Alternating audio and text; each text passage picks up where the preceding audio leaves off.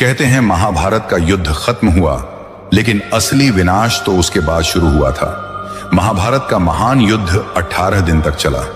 अंत में कौरवों का विनाश हुआ और पांडव विजयी हुए। लेकिन विजयी भूमि कुरुक्षेत्र अब किसी उत्सव का स्थल नहीं, बल्कि लाखों वीरों की लाशों से भरा एक महाश्मशान बन चुका था। चारों ओर टूटे हुए रथ, बिखरे हुए धनुष बाण और तलवारें, जले हुए ध्वज और बिखरी हुई हड्डियां दिखाई देती थीं।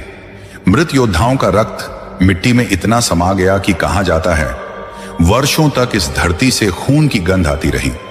जब युद्ध समाप्त हुआ तो अनेक आराष्य मुनि वहां पहुंचे। उन्होंने देखा कि यह पवित्र भूमि, जो धर्म स्थल कही जाती थी, अब रक्त और पाप से अपवित्र हो चुकी है।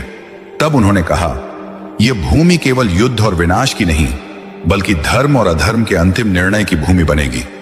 इसीलिए कुरुक्षेत्र को धर्म क्षेत्र कहा गया, जहां हर युग में धर्म और अधर्म की परीक्षा होती है। यह वही भूमि है जहां स्वयं भगवान श्री कृष्ण ने गीता का उपदेश दिया था, और युद्ध के बाद यही भूमि आने वाले युगों के लिए धर्म, न्याय और सत्य का प्रतीक बन गई।